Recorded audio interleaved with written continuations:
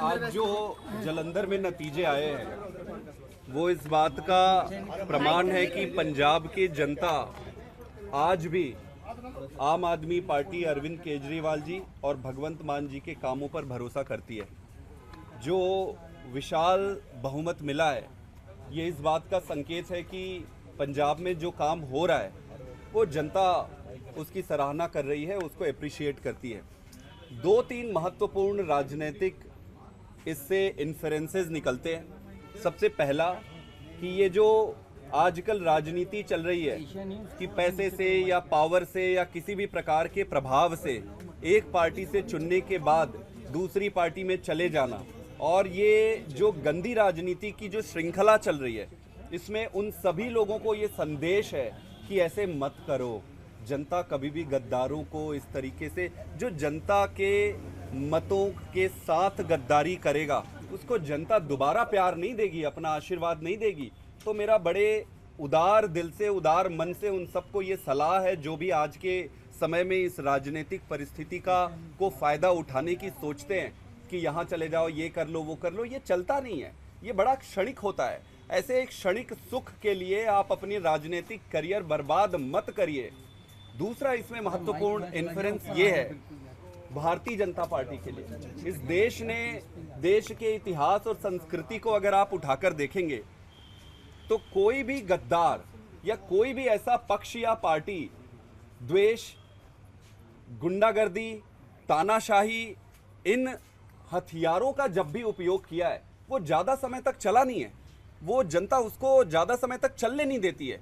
तो भारतीय जनता पार्टी के लिए आज भी समय है कि वो इस बात को समझे कि ऐसी राजनीति से वो बाहर आए। उनमें भी बहुत सारे कार्यकर्ता हैं, उनके अच्छे लोग हैं। जब भारतीय जनता पार्टी की शुरुआत हुई थी तो उनमें मुझे याद है आडवाणी जी, अटल जी, स्वराज ये सारी बात करते थे। आज ये इनकी सारी बातें आप देखोगे तो गुंडागर्दी, इसको तोड़ लो, उसको चोरी कर लो, उसको, अरे भाई चोरी चकारी से बाहर निकलो ना। चोरी चकारी, तोड़ फोड़ ये छोटी राजनीति होगी। आप पूरे विशाल महान देश का नेतृत्व कर रहे हो। जब इतने विशाल और महान देश का आप नेतृत्व कर रहे हो तो अपने सोच में परिवर्तन आपको लाना ही पड़ेगा। सवाल एक विधानसभा चुनाव, एक सीट का, हार का, जीत का नहीं है। सवाल, प्रश्न बड़ा है, प्रश्न देश का है। कल जिस तरीके से अरविंद केजरीवाल जी को हर न्यायालय में ये स्पष्ट कर दिया गया है कि इस कोई शराब घोटाला हुआ ही नहीं है, शराब घोटाला हुआ नहीं है, किसी का कोई दोष नहीं है, जबरदस्ती तरीके से जेल में रखा जा रहा है। आपको क्या लगता है कि आप जबरदस्ती तरीके से केजरीवाल को जेल में रख लोगे और इस तरीके से चुनाव हरा दोगे? आपको क्या लगता है कि आप पैसे के प्रलोभन से, ताकत से, गुंडागर्दी से हमारे नेताओं को ले लोगे? और तो जनता कभी पसंद नहीं करती ये सारी चीजों को। जनता देखते रहती है, देखते रहती है, देखते रहती है। जब उसको मौका मिलता है तब उसको फिर उत्तर देती है कि ये जो तुम कर रहे थे वो गलत है। जैसे 400 सीट से इनको 240 पे ले आए।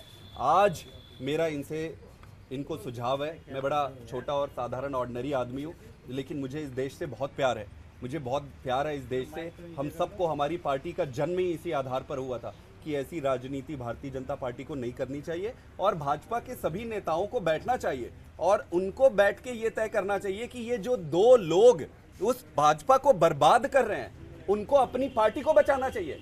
जब उनकी पार्टी बचेगी तब पॉलिटिकल, राजनीतिक परिदृश्य बचेगा, राजनीतिक परिदृश्य बचेगा तब देश बचेगा।